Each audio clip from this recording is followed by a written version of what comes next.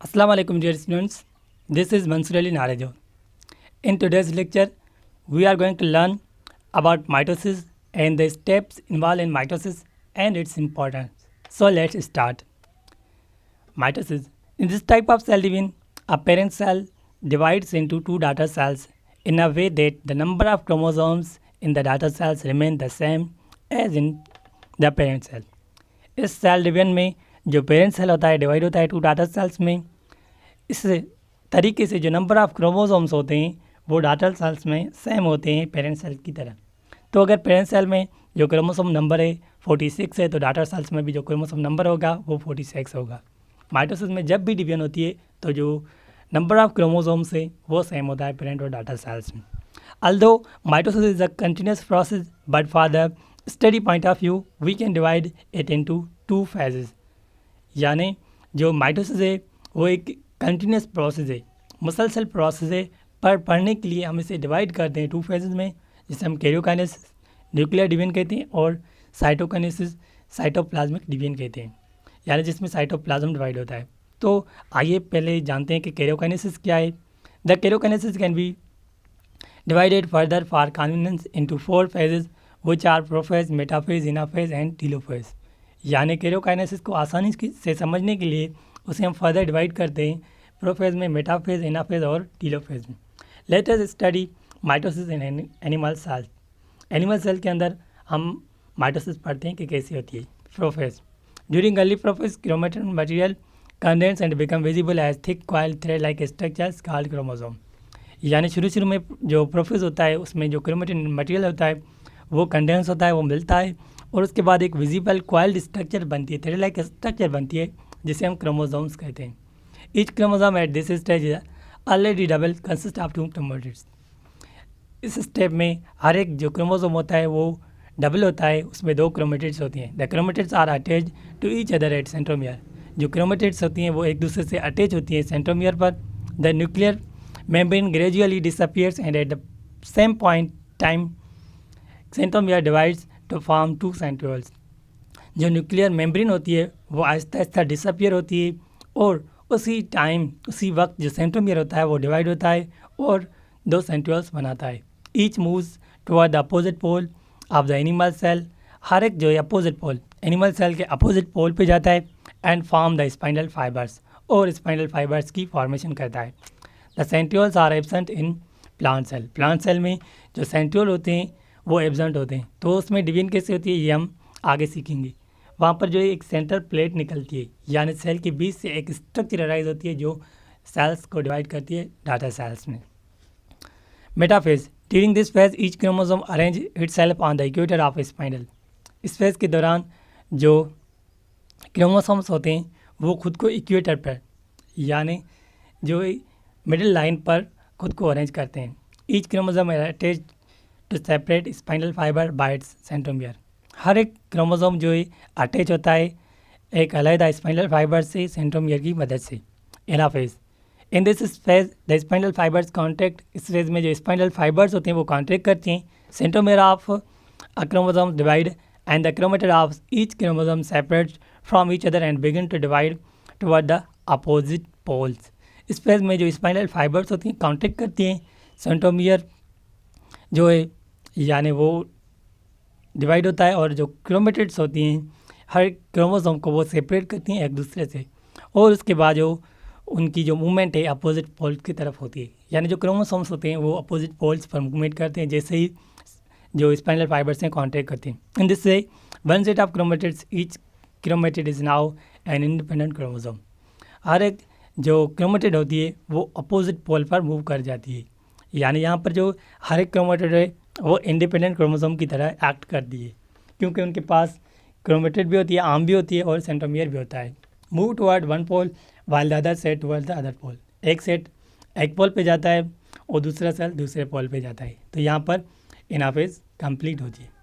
तो आप यहाँ पर स्ट्रक्चर भी देख सकते हैं जो डिफरेंट फेज हैं, पर इसके बाद हम टीलोफेज को पढ़कर फिर हम इस स्ट्रक्चर को पढ़ते हैं। This is a stage when the chromatids now called chromosomes. इस स्टेज में हम क्रोमेटिड जिसे हम क्रोमोसोम कहते हैं अभी reach at the respective poles, opposite poles पर पहुँचते हैं एंड देयर मूवमेंट सीजेस, और उनकी जो मूवमेंट होती है वो बंद हो जाती है. Each pole receive the same number of chromosomes as were present in the parent cell. हर एक जो सेल होता है वो सेम नंबर ऑफ क्रोमोसोम हासिल करता है जैसे उनके पेरेंट के पास होता है. The nuclear membrane is reformed around each set of chromosome. उसके बाद जो न्यूक्लियर मेम्ब्रेन होती है बनती है हर एक सेल के चौगिर्द. In this way 2 daughter nuclear formed in each cell. इस तरीके से यानी 2 डॉटर सेल्स न्यूक्लियर बनते हैं एक न्यूक्लियस से, एक पेरेंट न्यूक्लियस से. सो अगर हम उसके अभी हम स्ट्रक्चर को देखें तो आप स्ट्रक्चर को ऑब्जर्व कर सकते हैं. सबसे पहले क्या होगा, जो पेरेंट सेल होगा, ये जो आपको देख रहे हैं ये क्या है, ये पेरेंट सेल है जिसमें यानी जो ये सेंट्रियोल्स मौजूद हैं, जो माइक्रोट्यूबुल्स जिसमें से अराइज हो रहे हैं, न्यूक्लियर इन्वेलप मौजूद है. तो जैसे ही प्रोफेज स्टार्ट होगा, प्रोफेज के दौरान क्या हो रहा है, जो सेंट्रियोल्स हैं वो अपोजिट पोल्स पर मूव कर रही हैं और जो न्यूक्लियर मेम्ब्रेन है वो डिसअपीयर हो रही है. उसके बाद मेटाफेज हमने पढ़ा. मेटाफेज में सेल्स खुद को क्या कहते हैं, मिड लाइन पर सेंटर पर खुद को अरेंज करते हैं. उसके बाद हमने एनाफेज पढ़ा. एनाफेज में सेल्स क्या होते हैं, सेल्स जो है अपोजिट पोल्स पर मूव करते हैं. उसके बाद टीलोफेज. टीलोफेज जो है टोटली अपोजिट होता है प्रोफेज से, जिसमें जो है न्यूक्लियर मेम्ब्रेन की फॉर्मेशन होती है और 2 डॉटर न्यूक्लियस बनते हैं. उसके बाद हम अभी लास्ट स्टेप पढ़ने वाले हैं जिसे हम क्या कहते हैं, साइटोकाइनेसिस कहते हैं. तो साइटोकाइनेसिस में क्या होगा, जो सेल होगा वो डिवाइड हो जाएगा 2 डाटा सेल्स में. इंटरफेस 2 डाटा सेल्स है formed. Cytokinesis. Soon the cytoplasm of cell also divide and 2 daughter cells are formed. जल्दी जो साइटोप्लाज्म है सेल का डिवाइड होगा और 2 डाटर सेल्स बनेंगे. In animal cell cytokinesis takes place by developing a construction. Animal cells में जो cytoplasm divide होता है तो एक कंस्ट्रक्शन बनती है. The construction become deep to become divide cytoplasm into equal halves. ये जो कंस्ट्रक्शन है वो अंदर की तरफ बढ़ेगी और जो साइटोप्लाज्म होगा 2 इक्वल हाफ्स में डिवाइड हो जाएगा. And 2 daughter cells are formed और 2 डाटर सेल्स बनेंगे. In plant cell it occurs by developing cell plate. Plant cell में ये होगा सेल प्लेट की मदद से, यानी मैंने आपको कहा कि सेंटर से एक प्लेट लाइक स्ट्रक्चर अराइज होगी जो बढ़ती जाएगी और एक सेल को डिवाइड करेगी 2 सेल्स में. इन this way the daughter sales become exact copies of their parent. इस तरीके से जो डाटर सेल्स होते हैं एग्जैक्ट कॉपी बनाते हैं पेरेंट सेल की. उसके बाद अगर हम सिग्निफिकेंस देखें कि क्या अहमियत है, क्या इम्पोर्टेंस है माइटोसिस की. Mitosis plays an important role in the life of an organism. Mitosis एक अहम किरदार अदा करती है ऑर्गेनिज्म की लाइफ में. It is responsible for development and growth of organism by increasing exact copies of cells. ये रिस्पॉन्सिबल होती है ऑर्गेनिज्म के डेवलपमेंट के लिए और ग्रोथ के लिए. यानी जो ऑर्गेनिजम्स छोटे से बड़े होते हैं ये सेल डिवीजन की मदद से होते हैं, क्योंकि इनमें जो एग्जैक्ट कॉपीज़ होती हैं सेल्स की बनती हैं, उनका तादाद बढ़ता है तो सेल्स ग्रो करते हैं. With few exception all kinds of sexual reproduction and vegetative propagation takes place by mitosis. कुछ एक्सेप्शंस हैं, यानी कभी कभी यानी जो माइटोसिस नहीं होती, बाकी जब भी सेक्सुअल रिप्रोडक्शन होती है या वेजिटेटिव जो प्रोपगेशन होती है, जो वेजिटेटिव पार्ट्स होते हैं वो जो ग्रो करते हैं वो माइटोसिस की मदद से करते हैं. The production of new somatic cells such as blood cells depend on mitosis. और जो नए किस्म के सेल्स बनते हैं, जो सोमेटिक सेल्स होते हैं, बॉडी सेल्स होते हैं, जैसे ब्लड सेल्स होते हैं, वो किस पे डिपेंड करते हैं, वो माइटोसिस पे डिपेंड करते हैं या माइटोसिस की मदद से होते हैं.